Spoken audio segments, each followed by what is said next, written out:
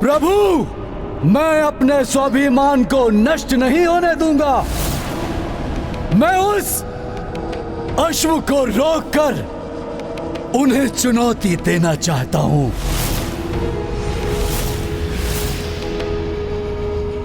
यह सत्य है कि राजा का स्वाभिमान ही उसकी गरिमा है, परंतु श्री राम कोई साधारण राजा नहीं है। वो साक्षात नारायण के अवतार हैं। उनकी अधीनता का अर्थ उनका दासत्व स्वीकार करना नहीं है। अतः उचित यही होगा कि तुम सब परिवार जाकर श्री राम के अश्व एवं सेना का स्वागत करो। प्रभु, नारायण अवतार होकर भी है तो वो नर ही। तो क्या ये आपके महाभक्त को शोभा देगा कि वो किसी नर की अधीनता स्वीकार करे? नहीं प्रभु, नहीं। आपका यह भक्त और उसका शीश मात्र और केवल मात्र आपके समक्ष ही झुकेगा। और यदि किसी और के समक्ष झुकेगा तो उसके पूर्व ही मैं अपनी मृत्यु को स्वीकार करना उचित समझूंगा। मुझे ज्ञात है प्रभु, राम आपके इष्ट हैं, किंतु मैं भी तो आपका परम भक्त हूँ प्रभु। आपकी प्रिय नगरी उज्जैनी में महाकाल वन में वर्षों वर्षों तप करके मैंने आपकी कृपा पाई है। तो क्या आप अपने भक्त को कायर बनते हुए देख सकेंगे प्रभु? स्वाभिमान क्षत्रियों के शीश का मुकुट होता है और मस्तक का तिलक उस राजा का अभिमान होता है। तो क्या प्रभु आप अपने भक्त के स्वाभिमान की रक्षा नहीं करेंगे? वीरमणि, भक्त की प्रतिष्ठा से ही भगवान की प्रतिष्ठा है। प्रभु श्री राम मेरे इष्ट हैं और तुम मेरे भक्त हो। अब परिस्थितियां जो निर्मित हो रही हैं उनके लिए मैं इतना ही कहूंगा, मेरा आशीर्वाद तुम्हारे साथ रहेगा। तो प्रभु मुझे वचन दीजिए कि यदि मेरा राम की सेना से युद्ध हुआ और उसमें मैं परास्त हुआ तो मेरे आवाहन पर आप स्वयं और आपकी सेना युद्ध भूमि में आकर मेरे पक्ष में युद्ध करेंगे।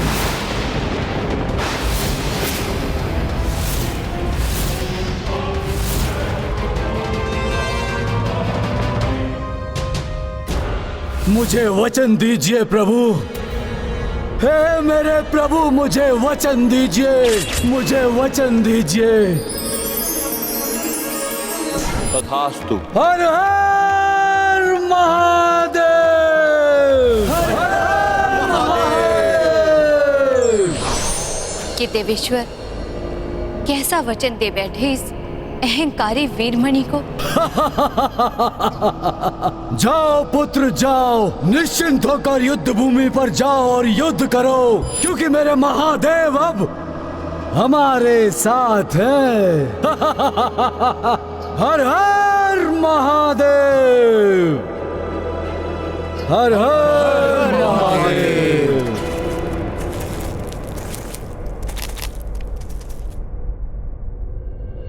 वो देखिए, वहां है देवपुरा का राजभवन।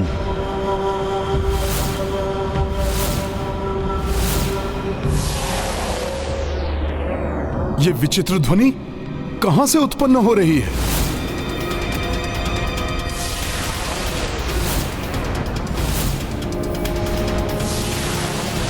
सावधान, तीरों की वर्षा कर रहा है कोई। इन तीरों से किसी को भी आहत नहीं होने दूंगा मैं।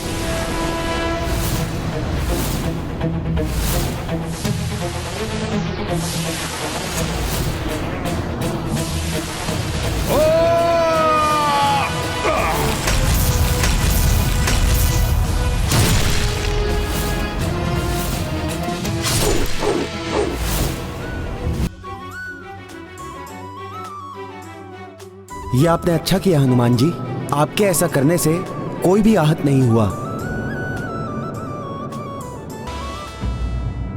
हमारा अश्व। अवश्य ही किसी ने हमारा अश्व से ध्यान भटकाने के लिए ये सब कुछ किया था।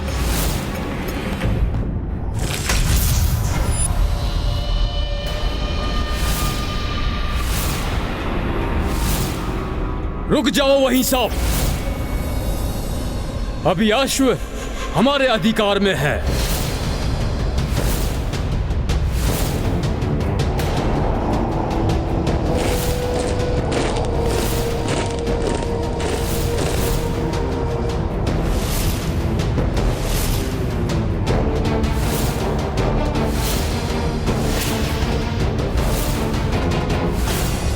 मुझे जिसकी आशंका थी वही हुआ।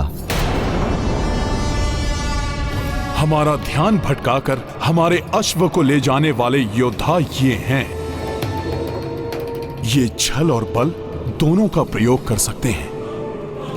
हमारे अश्व को हमारे सामने से ही ले गए वो। बहुत बड़ी भूल कर रहे हैं आप सब। मत करिए ऐसा। हमारा अश्व हमें लौटा दीजिए, अन्यथा हमें यह मानना पड़ेगा कि आप युद्ध चाहते हैं। युद्ध? हमसे युद्ध करेंगे?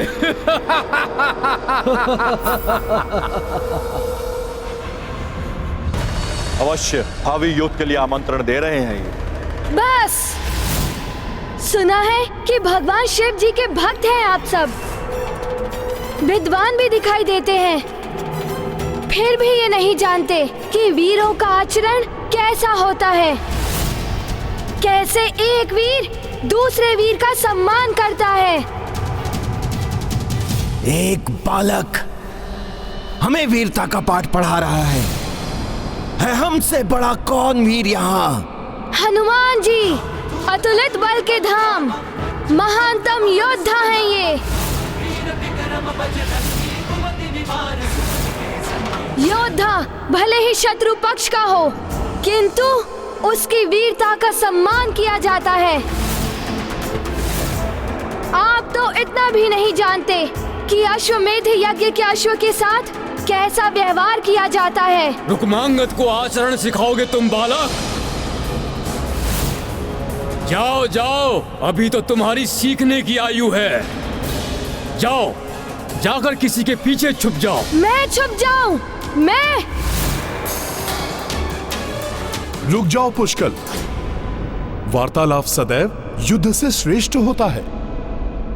मैं इनसे बात करता हूं।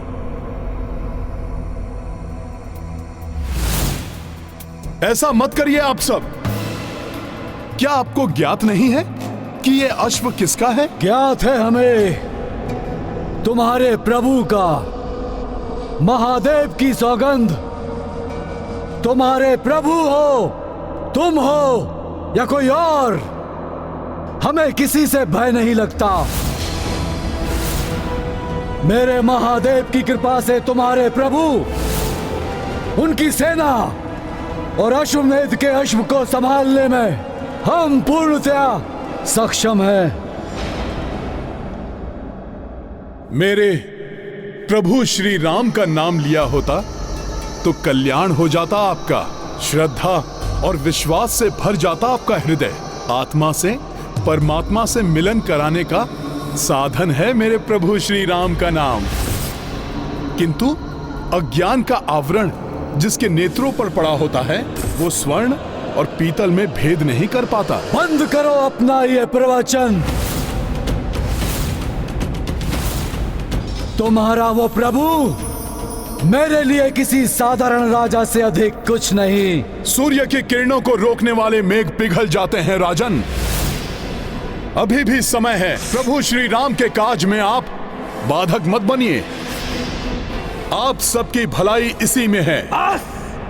वाक युद्ध के लिए नहीं रोका हमने अश्व को। अश्व चाहिए तो युद्ध करो। हनुमान जी, मूढ़मति से संधि वार्ता व्यर्थ है। समय एवं शक्ति नष्ट मत कीजिए। इन्हें शास्त्रों की नहीं, अपितु शस्त्रों की भाषा ही समझ में आएगी। सत्य कहा बालक। वीरों को शस्त्रों की भाषा ही समझ आती है। यदि तुम्हें भय है कि तुम्हारे सैनिक युद्ध में व्यर्थ ही मारे जाएंगे, तो बालक, तुम्हारे और मेरे मध्य अब युद्ध हो जाए। रघुवंश के राजकुमार मात्र जीवा ही चलाते हैं या फिर शस्त्र चलाना भी जानते हैं? कोई भी हस्तक्षेप ना करे इस युद्ध में। उचित है, तो आपका ये भ्रम भी मिट जाएगा कि श्री राम की सेना कोई साधारण सेना नहीं है।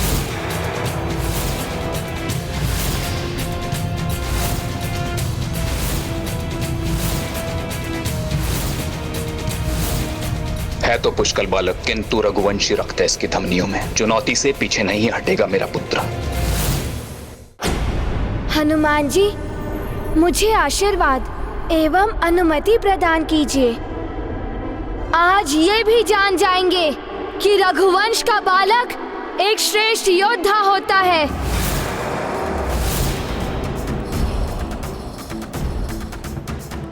तुम्हारे युद्ध कौशल पर मुझे गर्व है पुष्कल। और हनुमान जी से जो कुछ भी सीखा है उसे भी स्मरण रखना। अवश्य काकाश्री, मैं श्री राम एवं हनुमान जी के नाम का मान अवश्य रखूंगा।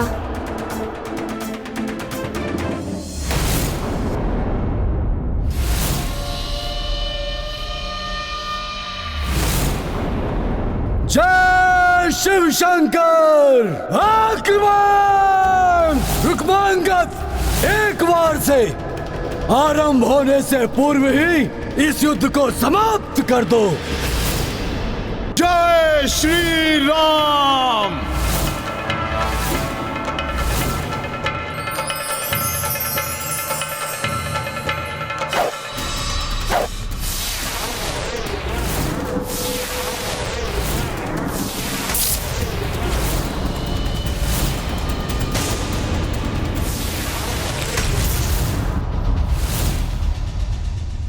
इस बालक का बाण कहां मुड़ गया?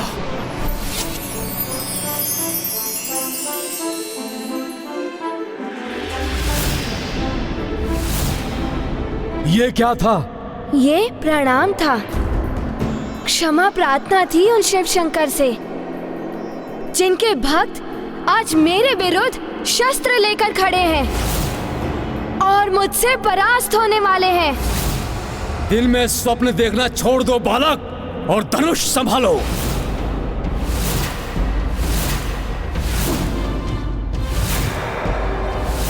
पुष्कल को ज्ञात है कि किस अस्त्र की काट कौन से अस्त्र से हो सकती है। मेरे दृढ़ और शक्तिशाली बाण का सामना किसकाय बाण से कर रहा है? इतना ही ज्ञान है तुम्हें युद्ध का, मूर्ख बालक।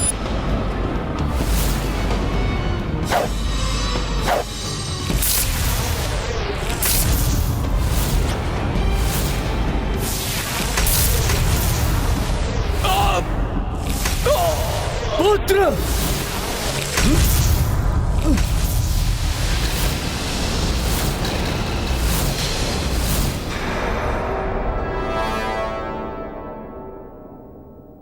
ये कैसा सरसंचालन है अल्पायु बालक का? अल्पायु है तो क्या हुआ, रघुवंश कुमार है ये, कोई साधारण बालक नहीं। बालक, पिताश्री के रथ पर प्रहार किया तुमने, अब तुम जीवित नहीं बचोगे।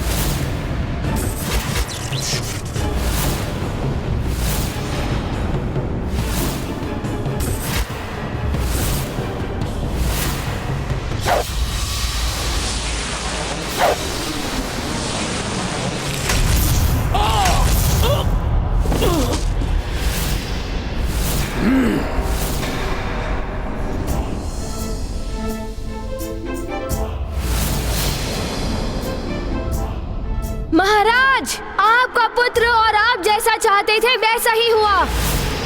युद्ध समाप्त हो गया, किंतु दुर्भाग्य से आपके पुत्र के स्थान पर मैंने युद्ध समाप्त कर दिया।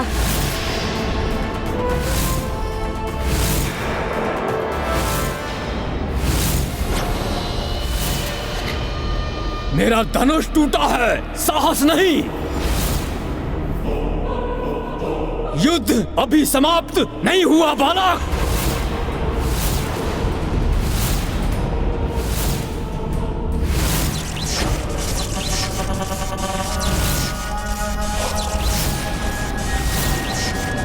लो संभालो मेरा वार।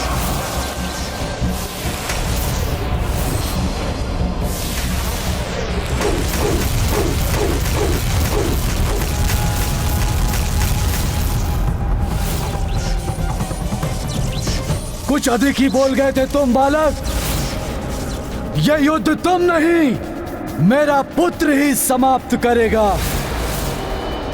और यह प्रमाणित कर देगा कि तुम रघुवंशी और तुम्हारी ये राम सेना मात्र बड़े बड़े बोल बोलना जानती है, युद्ध नहीं।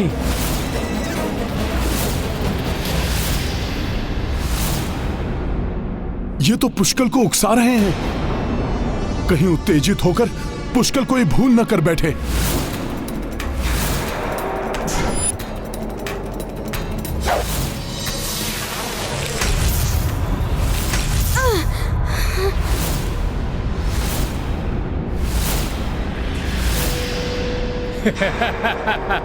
जिसका भय था वही हो रहा है। पुष्कल को यदि मैं संभालने नहीं गया तो ये तो स्वयं को ही आहत कर लेगा।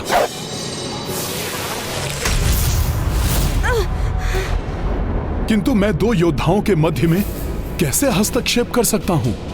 देखा है तो बालक ही। मैंने कहा था ना बालक, अभी तुम्हें बहुत कुछ सीखना है। युद्ध कला में अभी तुम अपरिपक्व हो।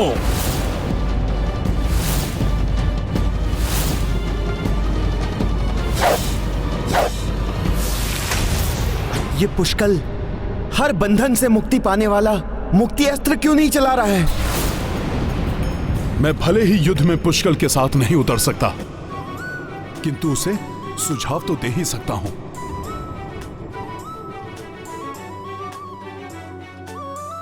रुक जाओ पुष्कल। पुष्कल, अपनी एकाग्रता को भंग मत होने दो। युद्ध करो किंतु संयम मत खो। हनुमान जी। अच्छा, तो वानर है वहां सूक्ष्म रूप में। अभी तुम्हें दिखाता हूं वानर।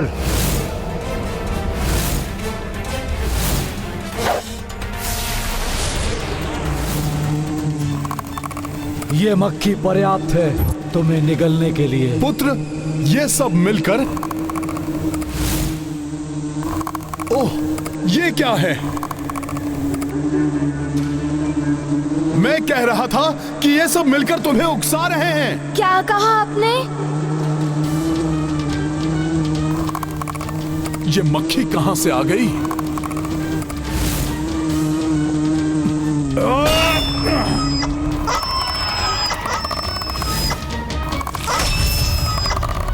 पुत्र, ये तुम्हें क्रोध दिला रहे हैं, किंतु तुम्हें अपनी एकाग्रता बनाए रखना है। ठीक से देखो, विचार करो, फिर स्थिति का आकलन करके उचित अस्त्र का चयन करो।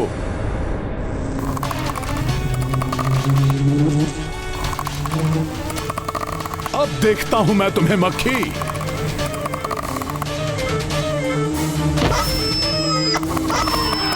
क्या हुआ बालक? पराजय स्वीकार कर ली हो तो घुटने के बल बैठ जाओ। मुक्त कर दूंगा मैं तुम्हें। पराजय की स्वीकृति ही तुम्हें बचा सकती है, कोई और अन्य नहीं। एकाग्रता बनाए रखना पुष्कल। पराजय स्वीकार करके लौट जाओ बालक और अश्व को भूल जाओ।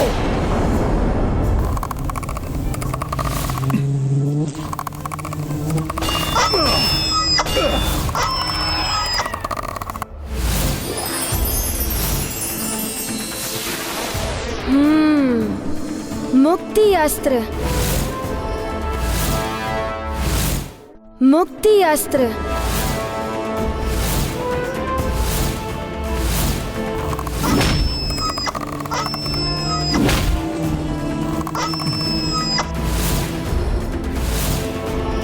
क्या हुआ? कहीं पराजय के भय से आत्मत्याग तो नहीं कर रहे हो?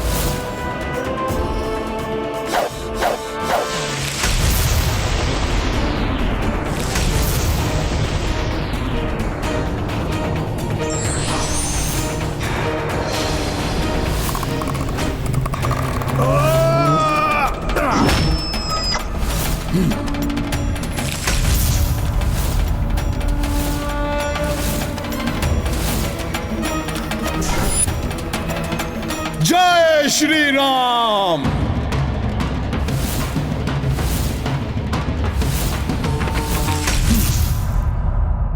तुम्हें बालक समझकर अब तक मैं तुम्हारे साथ क्रीड़ा कर रहा था,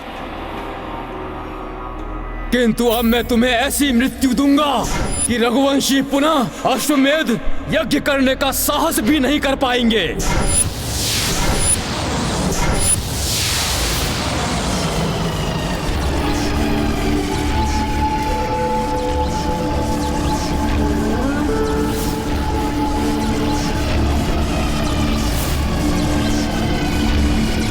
ये ब्रह्मांड अस्त्र तुम्हें ब्रह्मांड के केंद्र में ले जाएगा, जहां प्राण वायु के बिना घुट घुट कर तुम्हारी मृत्यु हो जाएगी।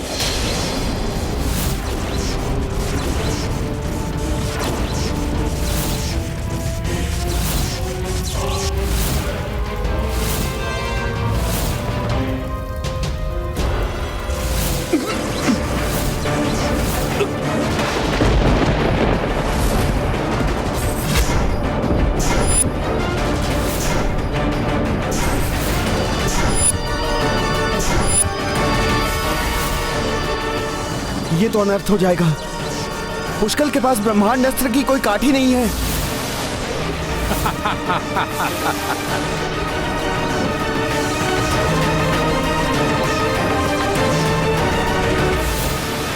हनुमान जी, पुष्कल के पास ब्रह्मांड अस्त्र को रोकने या प्रभावहीन करने के लिए कोई अस्त्र नहीं है। कुछ कीजिए।